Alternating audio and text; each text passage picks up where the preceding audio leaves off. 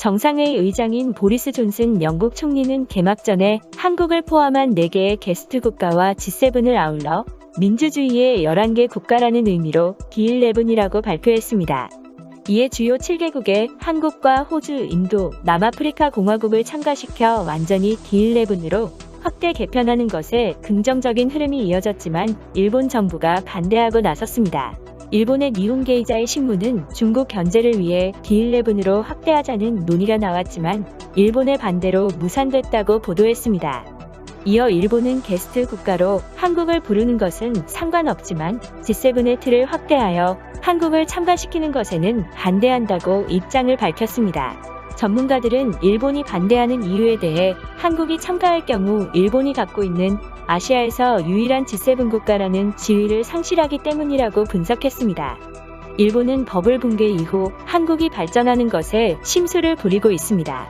한국이 발전해 나갈수록 일본은 자신들이 가진 우월감에 상처를 입었고 최근에는 한국에 추월당할지도 모른다는 초조함을 느끼는 일본인들의 글도 쉽게 찾아볼 수 있습니다. 심지어 한류 등으로 순식간에 한국이 세계의 중심이 되어가자 일본에서는 이참에 한국에게 확실하게 본때를 보여주지 않으면 차후에 힘들어질 것이라는 분위기가 팽배합니다. 이에 일본 정부는 정상회담 당시 한국 대통령이 스가 총리에게 먼저 인사한 것을 부각시키고 소외당하던 일본 총리가 중심에 서 있는 사진을 내거는 등 편협한 외교를 보이고 있습니다.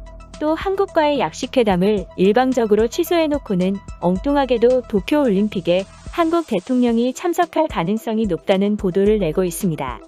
이에 대해 청와대 정무수석은 일본이 국내 사정이 만만치 않아 자꾸 국내 정치용으로 한국을 끌어들이고 있다고 밝혔고 김준영 국립외교원 원장은 이번 일본의 회담 취소에 대해 일본의 결례지만 놀랍지는 않다며 일본은 이전에도 정상회담에 3가지 선결 조건을 달아왔다고 밝혔습니다. 김준영 원장이 말하는 3가지 조건은 1965년에 맺어진 한일 청구권 협정을 그대로 인정할 것과 한일 위안부 합의를 그대로 받아들일 것 그리고 강제징용 배상 판결을 뒤로 물리는 것입니다. 김 원장은 이 3가지는 완전히 굴복을 요구하는 외교적 무례라며 항복을 전제로 만나준다는 것과 다름이 없다고 설명했습니다. 일본의 외교적 결례에 일본 국민들 사이에서도 자정작용이 일어나고 있습니다.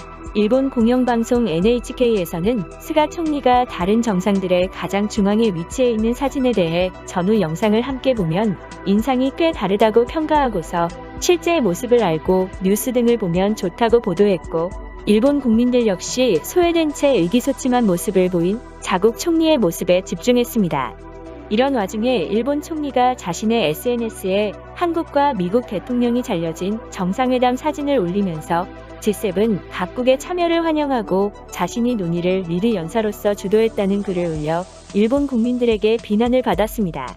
한 일본 네티즌은 스가 총리를 향해 G7에서 유일하게 영어도 못하면서 리드라니 개그하느냐며 적어도 국익과 G7의 신뢰를 잃을 짓은 하지 말라고 댓글을 남겼고 또 다른 네티즌은 리드의 의미를 알고 있느냐며 스가 총리를 거짓말쟁이라고 비난했습니다.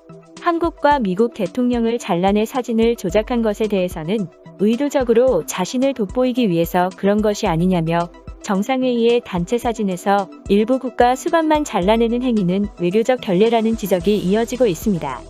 더욱이 미국과 각별한 사이임을 내세우던 일본 정부가 미국 바이든 대통령 사진을 잘라낸 것에 대해 한국 대통령을 자르기 위해서는 바로 옆자리에 위치한 미국 대통령도 같이 잘려나갈 수밖에 없었을 것이라며 친분을 과시하던 미국 대통령 사진을 자를 만큼 한국을 지우고 싶었냐는 비난이 이어지고 있습니다.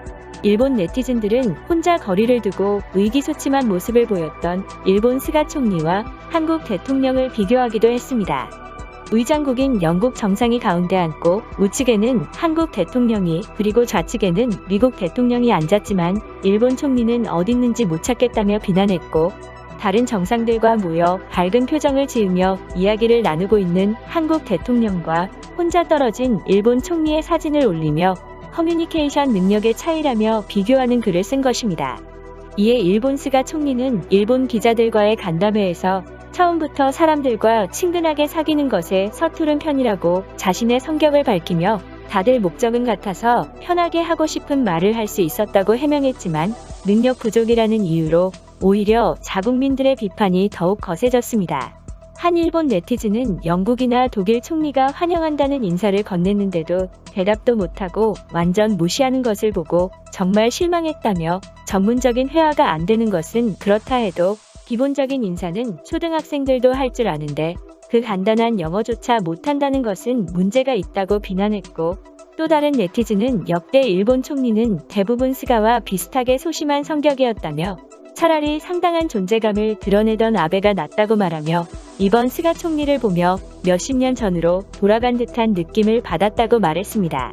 한편 우리나라 정부도 정상회의의 단체 사진에서 남아공 대통령을 잘라낸 사진을 SNS에 올려 홍보용으로 사용해 논란이 되었습니다. 남아프리카 공화국 대통령을 잘라내면서 문재인 대통령을 정중앙에 가깝도록 배치하여 사진 한 장으로 보는 대한민국의 위상이라는 제목으로 국민들에게 홍보한 것입니다. 사진과 함께 한국의 G7 정상회의 참석은 한국이 선진국 반열에 올랐다는 의미라면서, 이 자리와 이 모습은 대한민국의 위상이고 우리가 이만큼이나 왔다며 애국심을 유발하는 글을 올렸지만 오히려 외교적 결례라는 비난을 받았습니다. 특히 남아공 대통령이 정상들 중에서 유일한 흑인이었기 때문에 자칫하면 인종차별 문제로 번질 수도 있다는 우려까지 제기되었습니다. 논란이 커지자 정부는 디자이너가 실수로 사진 편집을 잘못한 것이라는 입장을 밝히며 남아공 대통령이 보이도록 사진을 수정하였습니다. 박수현 청와대 국민소통수석은 정부 SNS에 남아프리카 공화국 대통령이 삭제된 사진을 게시한 것은 문체부가 어떤 목적이나 의도를 가지고 한 행동은 아니라며, 다만 외교 결례라는 지적은 바른 지적이라고 생각하고 앞으로 더 신중하게 접근하겠다고 말했습니다. 박수현 수석은 이번 G7 정상회의에 초청받은 4개국 중 한국을 제외한 호주와 인도, 남아공은 의장국인 영국의 연방국가라는 사실을 감안하면 사실상 대한민국이 유일한 초청국이라며, 한국에게 지정된 자리나 의전 등을 고려하면 실질적 직파르로 자리매김했다고 밝혀 네티즌들의 시선을 끌기도 했습니다. 이에 국제사회에서 한국의 위상이 높아진 것 같다며 긍정적인 반응을 보이는 사람들도 있지만 공식적으로 언급된 적도 없는데 마치 업적을 세운 것처럼 정부가 국민들에게 사기를 친다는 부정적인 반응도 나오고 있습니다. 그러면 오늘 이야기는 여기까지 하도록 하겠습니다. 제 이야기가 마음에 드셨다면 구독과 좋아요 부탁드립니다. 시청해주셔서 감사합니다.